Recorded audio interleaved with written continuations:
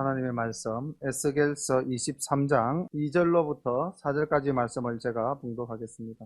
인자야, 두 여인이 있었으니 한 어미의 딸이라. 그들이 애굽에서 행음하되 어렸을 때에 행음하여 그들의 유방이 눌리며 그 처녀의 가슴이 어루만진 바 되었었나니 그 이름이 형은 오홀라요 아우는 오홀리바라. 그들이 내게 속하여 자녀를 낳았나니 그 이름으로 말하면 오홀라는 사마리아요 오홀리바는 예루살렘이니라. 아멘. 우리가 지금 살펴보고 있는 이 에스겔서 말씀은 포로로 끌려와 있는 선지자 에스겔을 통하여 아직까지 멸망당하지 않은 유다 땅을 보여주면서 또 때로는 하나님께서 직접 그 성전까지 이 에스겔을 데리고 가서 이스라엘의 타락상을 보여주시면서 이스라엘의 심판에 대해서 말씀하시는 내용들입니다. 지난 22장에서는 하나님께서는 이스라엘이 백성으로부터 제사장 또 선지자 방백들에 이르기까지 모두가 타락하여 하나님의 심판을 받을 수밖에 없음을 밝히고 있었으며 23장에서는 이스라엘이 하나님에 대하여 얼마나 영적으로 타락하였던가를 비유적 표현으로 오늘 말씀하고 있습니다. 함께 말씀을 보면서 또 은혜를 나누겠습니다. 여호와의 말씀이 또 내게 임하여 가라사대 인자야, 두 여인이 있었으니 한 어미의 딸이라. 그들이 애굽에서 행음하되 어렸을 때에 행음하여 그들의 유방이 눌리며 그 처녀의 가슴이 어루만진 바 되었었나니 그 이름이 형은 오홀라요 아후는 오홀리바라. 그들이 내게 속하여 자녀를 낳았나니 그 이름으로 말하면 오홀라는 사마리아요 오홀리바는 예루살렘이니라. 여기서 왜 하나님께서 북이스라엘로 대표되어지는 사마리아 그리고 남유다로 대표되어지는 예루살렘을 여인에 빗대었을까요? 우리가 오늘날 신약시대를 살아가면서 교회는 주님의 신부다 이렇게 우리가 이야기를 많이 하죠. 아마 하나님께서는 이스라엘을 사랑하시되 마치 신랑이 신부를 사랑하는 것 같이 그렇게 사랑하셨던 것 같습니다. 그 사랑을 좀 더 이렇게 온전하게 또는 직접적으로 표현하기 위해서 하나님께서 에스겔을 통하여 이 북이스라엘과 남유다를 여인에 빗대고 있는 것이 아닌가. 우리가 이런 것을 조금 더 깊이 이해하려면은 솔로몬이 쓴 아가서가 하나님과 이스라엘 백성과의 관계를 마치 왕과 술람이 여인처럼 이렇게 신랑과 신부로 비유한 것이 있지 않습니까? 또 우리가 선지서 중에서 호세아서를 보면은 하나님께서 참 호세아에게 이상한 명령을 하시죠. 음란한 여인 고멜을 택하여 아내로 삼으라 이런 이야기를 합니다. 그것이 이제 그 음란한 여인 고멜이 바로 이 음란한 죄를 범하고 있는 이스라엘을 상징하는 것이고 호세아가 이제 그래도 그 여인을 값주고 데려와서 구속하는 하나님의 사랑을 표현하는 모습들인데 아마 여기 오늘 오홀라와 오홀리바로 상징되어지는 사마리아와 예루살렘도 그런 하나님과 이스라엘과의 관계를 남녀의 사랑 관계로 묘사해 놓고 있습니다. 그렇다면은 이 사마리아나 이 예루살렘은 하나님에 대한 사랑이 어떠해야 됩니까? 일찍이 택해서 아내 삼은 존재들이라면은 그들이 무엇을 지켜야 되죠? 정죄를 지켜야 되는 거죠.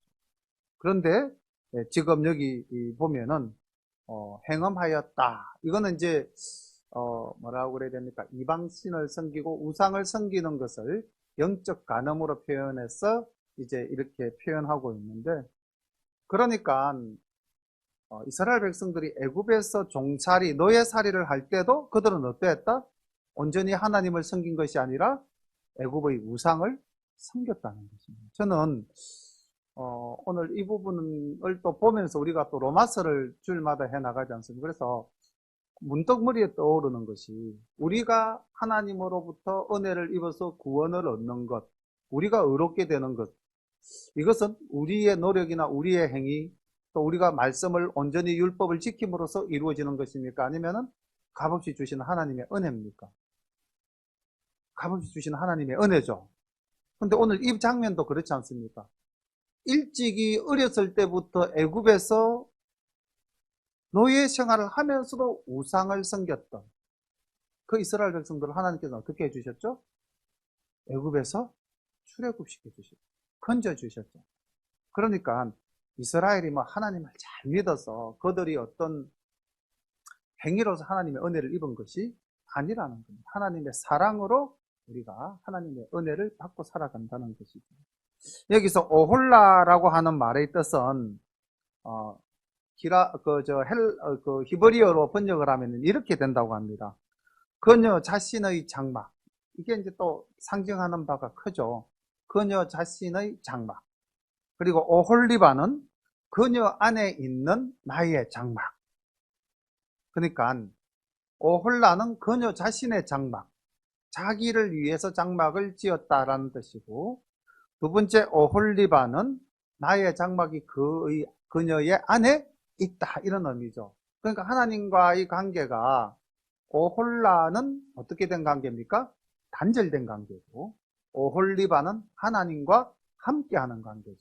우리가 역사를 살펴보면은 솔로몬 사후에 여로보암과 르호보암이 이제 남북으로 갈라지잖아요. 그때 이제 북이스라엘의 왕이었던 여로보암이 북이스라엘 백성들이 하나님께 예배드리러 예루살렘에 내려가는 것을 막기 위해서 베델과 단에다가 제단을 쌓고 우상을 만들고 또 그들의 성전을 만들고 또 그들이 레위인이 아닌 일반인들로 하여금 제사장을 세워서 하나님에 대한 종교를 그들 마음대로 바꿔버렸죠. 바로 그것을 상징하는 말이 이 오홀라입니다. 그녀 자신의 장막, 그들을 위해서 신앙생활을 했다는 것이죠. 이것도 또 좀 곰곰이 생각해 보면은 우리 이 신앙생활하고도 밀접한 관계가 있는 것 같아요. 말씀을 준비하면서 곰곰이 생각해 보니까 우리가 오홀라와 같은 존재가 아닌가. 우리가 하나님을 알되 하나님이 택한 백성이 돼. 뭐 북쪽 10지파는 하나님이 택한 백성 아닙니까? 그들은 뭐 다윗 솔로몬 시대까지 하나의 나라를 이루어서 하나님께 예배드리지 않았습니까? 그렇잖아요.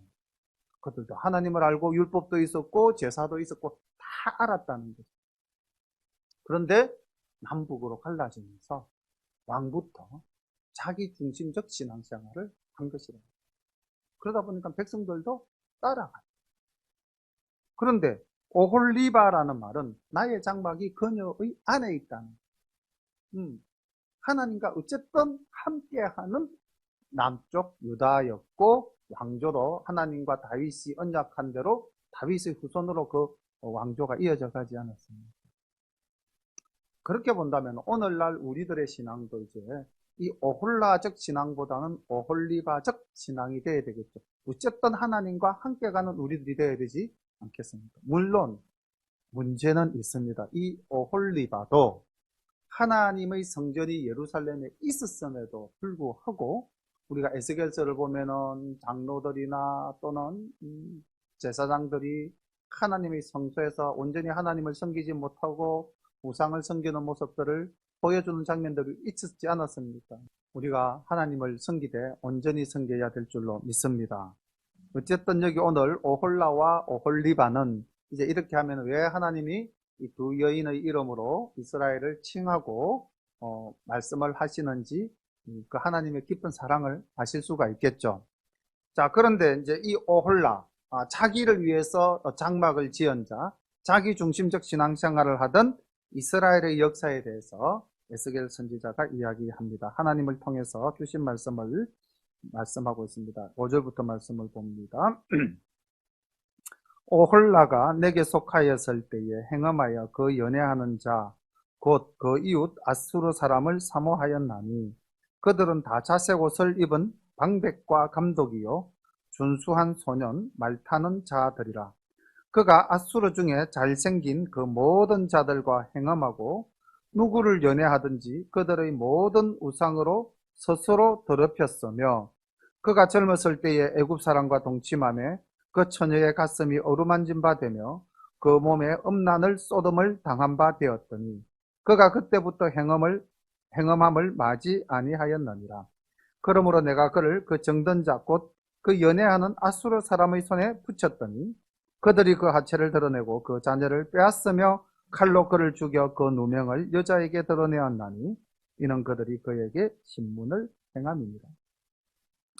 이게 무슨 이야기냐 하면은 뭐 이렇게 남녀 간에 아주 굉장히 뭐라고 그래야 됩니까? 음란한 육체 관계로 묘사를 해놓고 있지만은 역사적으로 보면은 이 북이스라엘이 뭐 어느 왕 때든 다 마찬가지였던 북이스라엘은 그 시작부터 마칠 때까지 하나님을 떠나 있었던 나라였는데 그래도 하나님의 자녀였음에도 불구하고 그들이 단 한 번도 하나님을 찾지 않았다는 것입니다. 그리고는 주변 강대국을 의지하고 그들의 문제를 주변 강대국의 힘을 빌어서 해결을 하려고 하는 아주 인본주의적 사고방식에 젖어서 살았다는 거예요. 이게 이제 아수르를 표현하기를 6절에 이렇게 되어 있죠. 다 자색 옷을 입은 방백과 감독이요. 아주 고귀한 신분이죠. 그리고 아주 준수한 소년이요. 말타는 자들이다. 그래서 이게 말탄다라는 것은 부귀와 권력을 상징하는 것인데 어쨌든 이 아수르가 강대국이었고 이 북이스라엘은 이런 강대국인 아수르와 연합하여 자기들의 역사를 이어가려고 하였다는 것입니다. 우리가 이 북이스라엘이 아수르를 의지하였지만 결국 북이스라엘은 어느 나라에 의해서 망하고 말았습니까? 그 의지했던 아수르에게 멸망당하고 말았다는 것이죠. 9절에 보면은 내가 그 정든 자 곧 연애하는 아수르 사람의 손에 붙였더니 그들이 그를 죽이고 그 자녀를 빼앗았고 그들을 신문했다. 이렇게 이제 이야기하고 있지 않습니까? 그러니까 이것도 우리가 오늘날 신앙생활에서 교훈적으로 말씀을 받으면 어떻게 말씀을 받을 수가 있겠습니까? 우리 삶 속에 이 말씀을 적용하자면 우리가 뭔가 우리에게 유익하겠다. 또 저 사람을 따라가면 우리에게 힘이 되겠다. 뭐 권력에 빌붙으면 우리가 힘을 누리겠다. 이렇게 세상적인 안목으로 우리가 나아간다면 결국 우리는 그 세상적인 것으로 말미암아 망하고 말 것이다라는 것이죠. 그렇다면은 이런 북이스라엘의 역사를 본 남유다는 어떠했는가? 우리가 오늘날 역사를 배우는 중요한 이유 중에 하나가 역사는 오늘 나의 삶을 비춰주는 거울이기 때문에 그 역사를 보면서 옳은 것은 따르고 옳지 않은 것은 뭐라고 그래야 될까요? 교훈으로 삼아서 우리가 그런 실수를 반복하지 않도록 하자. 그런데 이제 의미가 있는 것 아닙니까? 그렇다면은 이 북이스라엘이 BC 722년에 망했고요. 남유다가 BC 이제 586년에 망했으니까 약 한 140년 정도의 텀이 있잖아요. 그렇다면 그 140년 동안 남유다는 북이스라엘 자기 동족의 멸망을 보면서 뭔가 깨달아야 되는데 과연 깨닫는 삶을 살았는지 한번 보겠습니다. 11절부터 봅니다. 그 아후 오홀리바 그러니까 북이스라엘이 열집하니까 형으로 삼았고 남유다는 두 개의 지파로 이루어졌으니까 아우로 삼았습니다. 그 아후 오홀리바가 이것을 보고도 그 형보다 음욕을 더하며 그 형의 간음함보다 그 간음이 더 심하므로 그 형보다 더 부패하였었느니라. 그가 그 이웃 아수르 사람을 연애하였었나니 그들은 화려한 의복을 입은 방백과 감독이요 말타는 자들과 준수한 소년이었느니라. 그 두 여인이 한 길로 행함으로 그도 더러워졌음을 내가 보았노라. 그러니까 북이스라엘이 아수르를 의지했듯이 남유다도 그 아수르에 의해서 북이스라엘이 망하는 것을 보면서도 남유다는 그 아수르를 의지함이 어떠했다? 더했다는 거예요. 지금 여기 더하며 더 심하며 더 부패하였다 3번이나 반복되어지고 있지 않습니까? 그리고 그들이 바라본 것은 역시 화려한 의복을 입은 방백과 감독, 말타는 자들과 준수한 소년, 눈에 보이는 가시적인 것을 쫓아갔다는 것이죠. 그리고 그 두 여인이 한결같이 한 길로 행하였다. 아수르를 의지하고 주변 나라를 의지하는 그러한 죄를 범하였다. 그래서 그들이 더러워졌다는 거죠. 그런데 14절 보십시오. 그가 음행을 더하였으면 아수르를 섬기는 것도 더 했는데 또 더 심하게 한 행동이 또 나옵니다. 뭡니까? 보니까 붉은 것으로 벽에 그린 사람의 형상 곧 갈대아 사람의 형상을 보았으니 그 형상은 허리를 띠로 동이고 머리를 긴 수건으로 쌌으며 용모는 다 존귀한 자 곧 그 곳도 갈대아 바벨론 사람 같은 것이라. 그가 보고 곧 연애하여 사자를 갈대아 그들에게로 보내매 바벨론 사람이 나와 연애하는 침상에 올라 음란으로 그를 더럽히며 그가 더럽힘을 입은 후에 그들을 싫어하는 마음이 생겼느니라. 이와 같이 그 음행을 나타내며 그 하체를 드러내므로 그 마음이 그 형을 싫어한 것 같이 그를 싫어하였으나 그가 그 음행을 더하여 그 젊었을 때 곧 애굽 땅에서 음행하던 때를 생각하고 그 하체는 나귀 같고 그 정수는 말 같은 음란한 간부를 연애하였도다. 정말 굉장히 심하죠. 여기는 뭐 아까 그 북이스라엘은 아수르 하나를 의지했는데 여기는 지금 아수르 의지했다가 바벨론 의지했다가 이제 애국까지 의지하는 모습을 나타내 보이고 있는 것입니다. 이것을 이제 역사적으로 살펴보면은 남유다가 아수르를 섬긴 것은 그 아하스 왕 때에 아람과 북이스라엘의 연합군이 이제 이 남유다를 침공할 때 그때 아수르를 의지해서 친아수르 정책을 펼쳤던 적이 있습니다. 그런데 이제 히스기야 때 이제 이 아수르가 쳐들어오면서부터 하나님이 그 아수르를 멸망시키고 아수르와의 관계는 청산되어졌죠. 그런데 이 히스기야가 하나님을 잘 의지하였는데 그 아들 때부터는 다시 또 우상을 섬기고 이방을 섬기는 이런 형태로 나갔는데 그게 바로 이제 히스기야 이후 친 바벨론 정책을 추진했던 이스라엘의 역사입니다. 그런데 이렇게 한동안 친 바벨론 정책을 펼치다가 그 바벨론이 이제 좀 더 강성하게 되니까 어떻게 합니까? 세계 정복을 꿈꾸면서 이스라엘을 침략해 들어오죠. 그래서 BC 605년에 유다 왕 여호야김 시대에 이제 이스라엘을 쳐들어와서 여호야긴 시대에 여호야긴을 바벨론으로 잡아가고 여호야김이 이제 왕위에 들어서죠. 그런데 자기 아버지를 패하고 잡아간 이 바벨론을 이 아들 여호야김이 이 아수르를 바벨론을 3년간 섬기는 척 하다가 그 다음부터 다시 어디를 섬깁니까? 애굽이 다시 힘을 얻은 것. 애굽을 섬깁니다. 지금 그러한 국제 정세에 따라서 이스라엘 왕조가 친 바벨론 정책, 친 애굽 정책, 그러다가 또 친 바벨론 정책, 친 애굽 정책 왔다 갔다 했던 그러한 역사를 지금 이 말씀 속에서는 마치 두 남녀가 행함하는 모습으로 묘사해 놓고 있는 것입니다. 그러니까 우리가 오늘날 이 국가 간의 어떤 그 관계에서 문제를 해결하기 위해서 하나님을 찾기보다는 주변 강대국을 찾았다. 이게 사실 오늘날 참 우리 한국적 상황하고도 연결이 되는 부분이 많아서 마음이 참 많이 아프더라고요. 이 설교를 준비하면서 오늘 뉴스 본 것 중에 이제 하나가 문재인 대통령을 탄핵하자 하는 청와대의 청원이 지금 시작이 돼가지고 굉장히 많은 사람들이 이제 지금 거기에 동의를 하고 있는데 아마 수만 명이 수십만 명이 될 것 같기도 해요. 근데 거기 이제 쭉 읽어보니까 참 공감이 되면서 마음이 아픈 것이 너무 우리나라가 중국의 눈치를 많이 보지 않았는가. 정말로 우리가 뭐 여러 가지 경제적인 이유로 뭐 중국과 불편하면 안 좋다. 그건 뭐 누구나 다 아는 것이죠.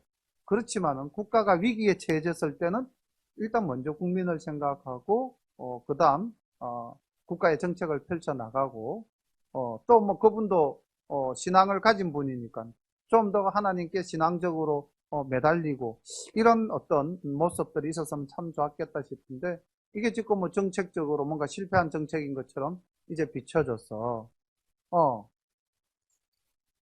그래서 나라가 이렇게 어떤 한 나라에 지나치게 종속되거나 이렇게 매여졌을 때는 전체적인 어떤 판단을 올바르게 할 수 없는 그런 우리의 뭐라고 그래야 됩니까? 자가당착에 빠지는 그런 경우도 없잖아 있는데 지금 이스라엘이 그랬던 거죠. 외국의 강대국 눈치를 보니까 하나님의 말씀이 귀에 들려오지 않는 거였습니다. 예레미야가 그렇게 외치고 또 에스겔도 지금 외치고 있었을 뿐만 아니라 그 한 100년 이전에는 또 이사야라는 선지자가 아주 오랜 기간 동안 그렇게 외국을 의지하지 말고 하나님이 모든 나라를 주관하시고 그 모든 나라를 심판하실 것이다라고 말씀했음에도 불구하고 이스라엘은 하나님의 말씀에 전혀 귀 기울이지 않았다는 거죠. 오늘날도 마찬가지죠. 우리가 참 이렇게 수요일 날 모여서 예배 드리는 것 자체가 은혜고 감사한 일인데 사실은 많은 교회들이 지금 이 코로나 사태로 인해서 함께 모여서 예배를 드리지 못하는 상황이 이르지 않았습니다.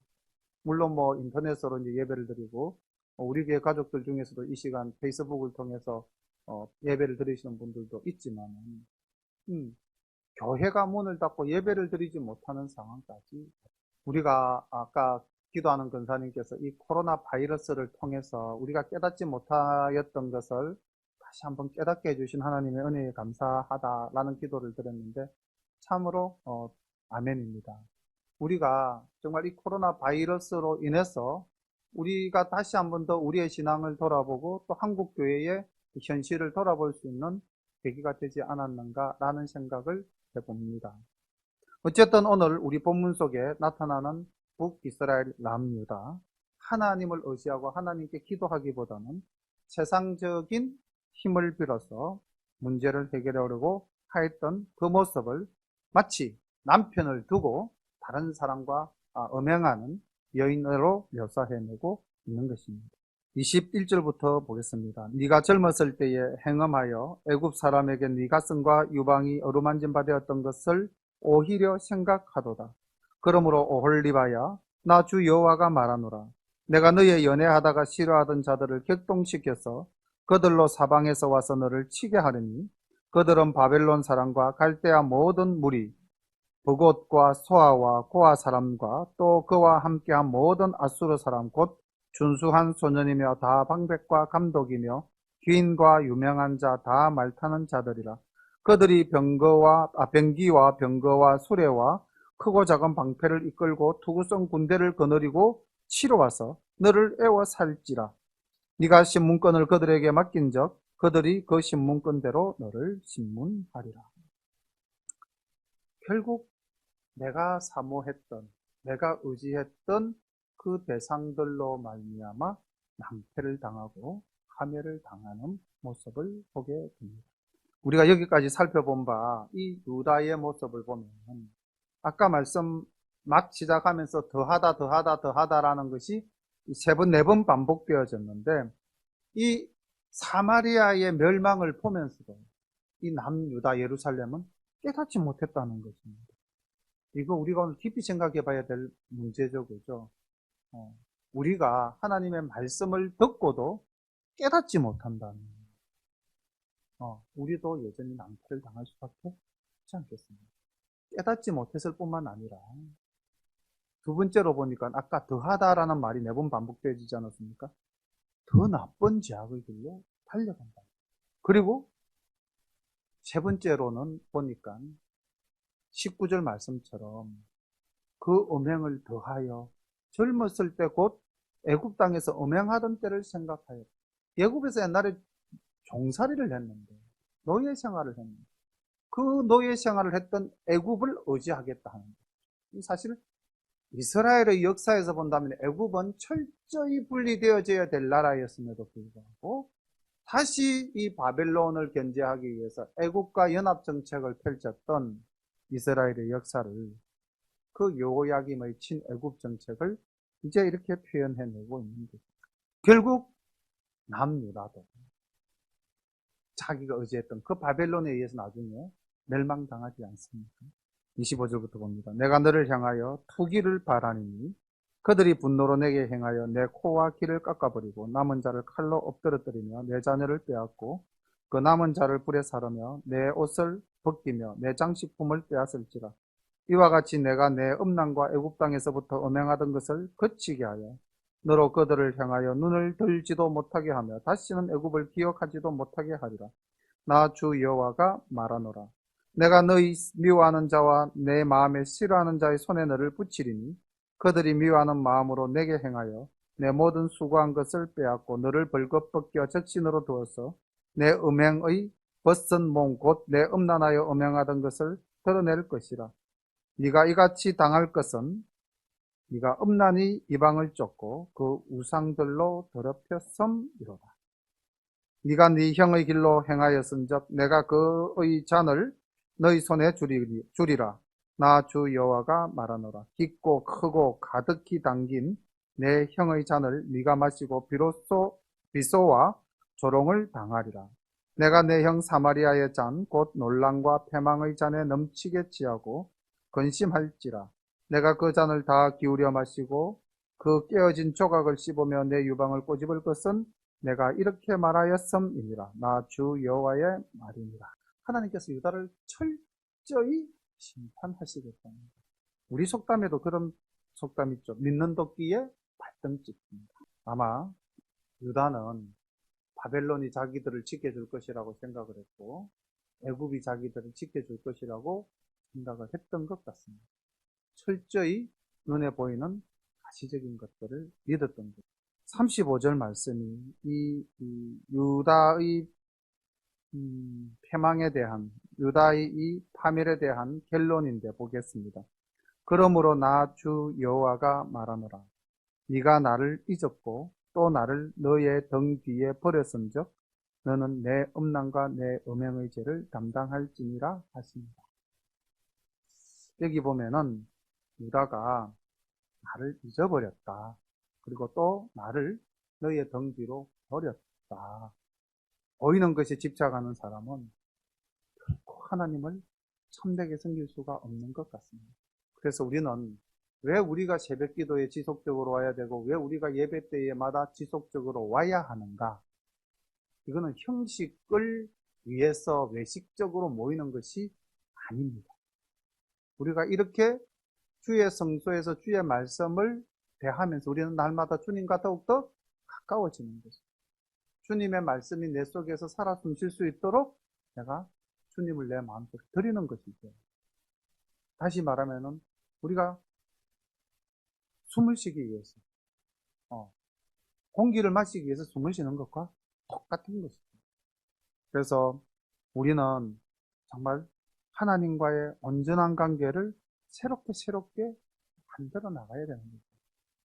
물론 교회 오시기가 어렵다면 가정에서 늘 말씀을 사모하고, 아래 새벽기도 때 말씀드렸죠. 우리가 찬송을 다른 말로 어떻게 표현합니까? 곡조가 붙은 기도라고 이야기하지 않습니까? 매일 찬송을 부르시죠. 길을 걸으면서 우리 찬송 부를 수 있고, 차동원 집사님은 차를 타고 운행하며 나가면서 찬송을 늘 듣고 따라 부른다 이렇게 말씀하셨는데, 늘 찬송을 부르면 우리가 주님을 내 마음속에 모시고 살아가는 그 순간순간들이 되지 않겠습니까? 우리가 하나님을 결코 잊어서는 안 될 것입니다. 우리가 하나님을 버릴 수 없는 것이죠.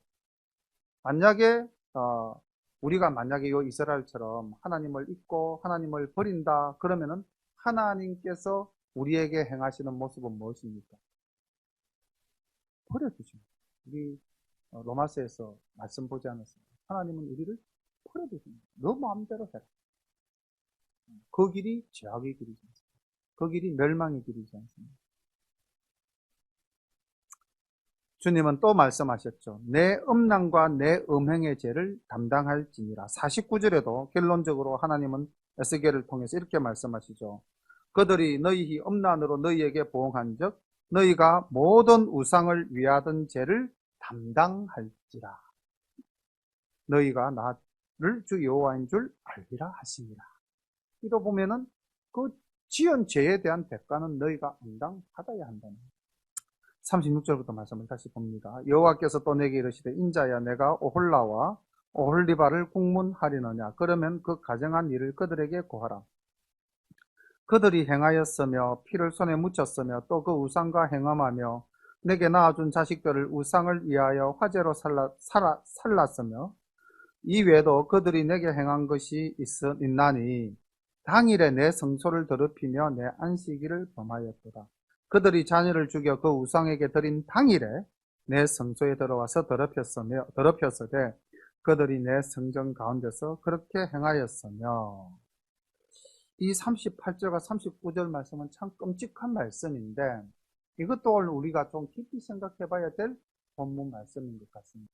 그러니까 이스라엘이 우상을 섬기되 어떤 것까지는 몰렉에게 자기의 자녀를 불태워서 드리는 그런 악한 죄를 범했다는 겁니다. 37절에 보면은 내게 낳아준 자식들을 우상을 위하여 화제로 불살랐다.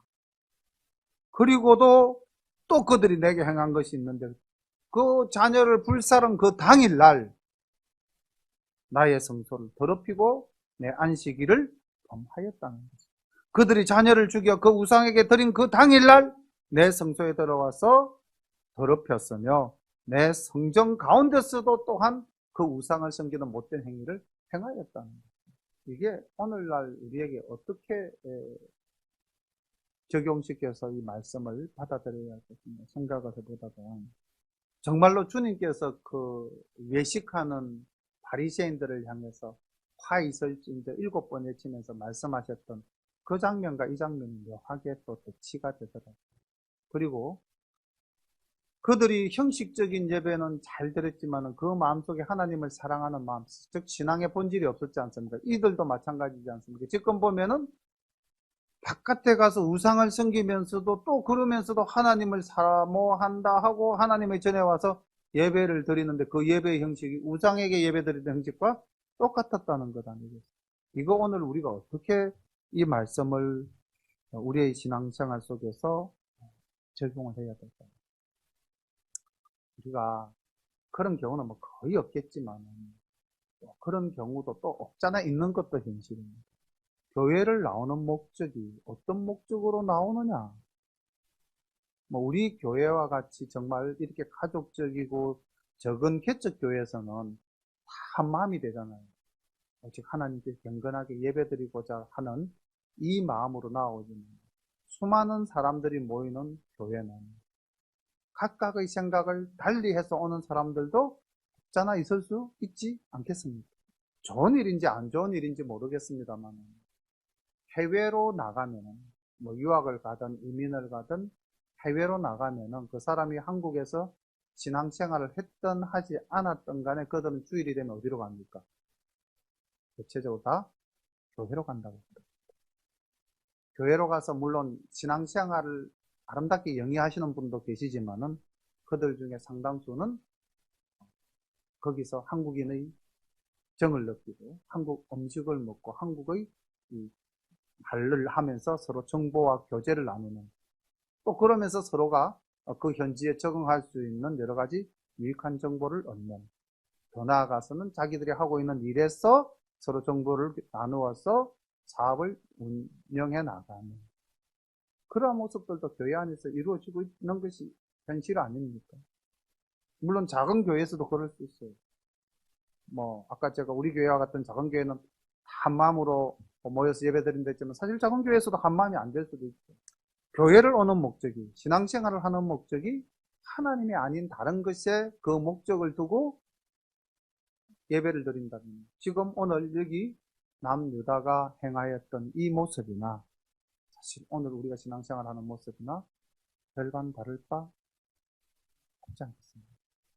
이 부분도 우리가 그 말씀을 받으면서 어떻게 내 신앙에 이 말씀을 접목시켜서 내가 하나님 앞에 바로 설까? 이 말씀을 나의 거울로 삼아서 내 얼굴에 묻은 흔적을 더럽은 것을 어떻게 하면 닦아낼 수 있을까? 우리가 이렇게 함으로써 더욱더 하나님 가까이로 나아가는 우리들 모습이 되지 않겠습니까? 이스라엘이 이렇게 험악한 죄를 범하였다는 오늘날도 우리가 참 마음으로 온전히 주님을 섬기고 있는가, 내 마음속에 주님이 주인 되어서 자리 잡고 있는가, 이런 것들을 한 번 더 돌아볼 수 있는 말씀인 줄로 믿습니다.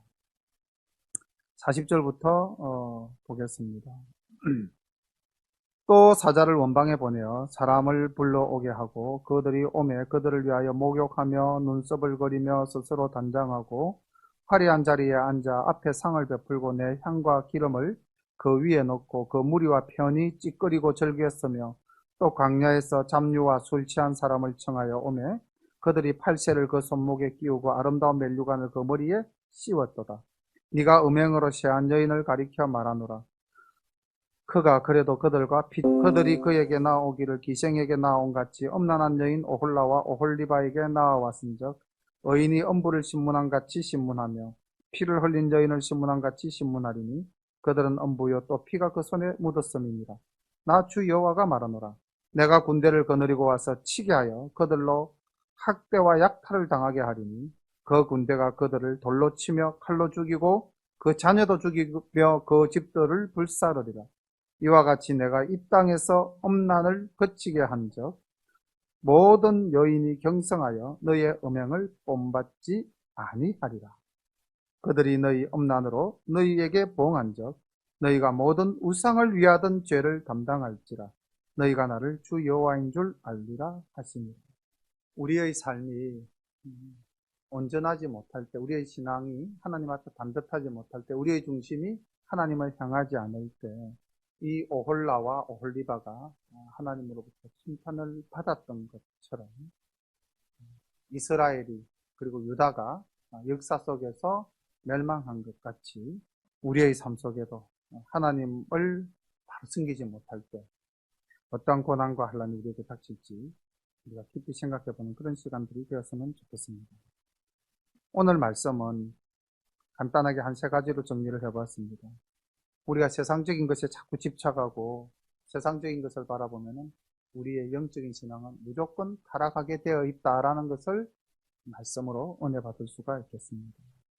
그리고 하나님께서는 오늘 저녁에도 말씀을 통해서 그리고 늘 우리에게 말씀을 통해서 우리가 가야 할 길을 가르쳐 주시고 또 때로는 경고하시기도 합니다.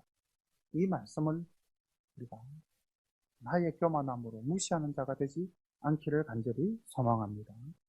그리고 분명한 것은 심판이 있다는 것입니다. 우리는 이것을 믿습니다. 우리가 심판이 있다는 것을 믿지 않는다면 부활이 있다는 것도 믿지 않는 거고요. 영생이 있다는 것도 믿지 않는 거고요. 구원을 얻는다는 것도 믿지 않는 거고요. 천국이 있다는 것도 믿지 않는 겁니다. 심판이 없는데 무슨 구원과 천국이 있겠습니까? 오늘날 우리는 말씀 속에서 하나님께서 그 마지막 날 일어날 심판에 대한 여러 가지 예표들을 보여주신 거예요. 이 이스라엘의 역사를 통해서. 그래서 어떻게 보면은 우리가 믿는 이 기독교가 그 경전이 가장 진솔하지 않습니까? 오늘 우리가 본 이 말씀도 사실 저는 오늘 그런 걱정을 좀 했어요. 지금 이 방송으로 우리 준하가 예배를 함께 드리고 있을런지 드리고 있겠죠. 근데 사실 이 자리에 앉아서 같이 예배 드릴 때 이 표현 자체가 상당히 좀 그래서 걱정을 많이 했는데 이렇게 우리가 참으로 입에 올리기가 부끄러울 민망할 정도의 모습이 과연 유다와 이스라엘에게만 있었다면 우리에게는 그러함이 없는가? 우리의 신앙생활은 하나님 보시기에 온전하고 깨끗한 또 우리도 한번 생각해 봐야 되죠. 오늘 말씀이 조금 표현상으로는 굉장히 그 에스겔 선지자를 통해서 거칠게 나갔지만은 그러나 하나님의 사랑이시죠. 부모님이 자녀를 향해서 언성을 높일 때 자녀가 미워서 언성을 높이는 겁니까? 언성을 높여서 훈계함으로써 자녀가 바르게 돌아오기를 기다리는 그 사랑이 그 마음에 기본 아니겠습니까? 오늘 하나님의 크신 사랑을 다시 한 번 더 생각하면서 또 우리가 지금 현재 잠깐 함께 기도드리겠지만은 이 코로나19 사태를 통해서 우리 민족이 겪고 있는 아픔 참 큽니다. 정말 이제 다른 나라에서 한국인의 출입을 막는다는 것도 가슴 아프게 들리고 신혼여행 갔던 사람들이 그 정말 배체가 침실 같은지도 않은 데서 그렇게 지내다가 돌아오는 그 모습도 가슴이 아프고 너무너무 가슴이 아픈데 왜 우리가 오늘 이 지경에 이르려고 말았는지 이것도 물질적인 것을 지나치게 추구하다 보면 그것이 발목을 잡아서 우리 스스로가 낭패를 당한 오늘날의 모습이 아니겠는가 그런 생각도 또 한 번 해봅니다. 어쨌든 우리가 너무 세상적인 것 눈에 보이는 것만 바라지 말고 하나님의 말씀에 굳게서는 모든 열린 가족 되시기를 축원합니다. 함께 기도드리겠습니다. 이 시간에는 나라와 민족을 위해서도 좀 기도해 주시고요. 이 코로나 사태가 빨리 진정되어지기를 위해서도 기도해 주시고 또 내 영혼이 하나님 영적으로 엄란하지 않도록 정말 하나님 안에서 온전하게 믿음의 터에 굳게 세워지는 우리들 신앙이 되게 인도해 주옵소서. 짧게 함께 기도드리겠습니다. 사랑의 아버지 하나님 은혜를 감사합니다. 이 밤에도 사랑하는 하나님의 자녀들이 아버지 말씀으로 우리의 신앙을 한 번 더 돌아보며 하나님 앞에 바로 서기를 간절히 다짐합니다. 또한 아버지 하나님 우리가 이 땅을 살아가면서 가시적이고 현세적인 것들만 보지 아니하고 하나님 역사를 주관하시는 하나님의 귀한 섭리를 바라보면서 하나님의 은혜 가운데 온전히 가기를 또한 결단하고 다짐하는 시간 허락하여 주심을 감사드립니다. 또한 하나님 아버지 우리가 함께 모여 이렇게 나라와 민족을 위하여 기도할 수 있도록 인도하여 주심을 감사드리옵고 하나님 아버지 우리가 이 위기와 이 어려움을 마음을 합하여 하나님께 간구하며 또 아버지 하나님 우리 모두가 지혜롭게 처신하여 이 모든 것을 잘 극복해 나갈 수 있도록 인도해 주옵소서. 서로를 돌아보며 위로하고 서로를 격려하는 우리 모두가 되게 인도해 주옵시고 마음이 불편하고 마음이 어두운 곳으로 향하지 않도록 우리들의 심령을 주장하여 주시기를 간절히 바라옵고 원하옵나이다. 염려와 두려움, 걱정은 악한 사탄 마귀가 주는 것이니 하나님 아버지 우리 모두는 하나님을 의지하고 긍정적인 마음으로 이 모든 것을 이겨나갈 수 있도록 인도해 주옵소서. 예수님의 이름으로 감사하며 기도드리옵나이다. 아멘.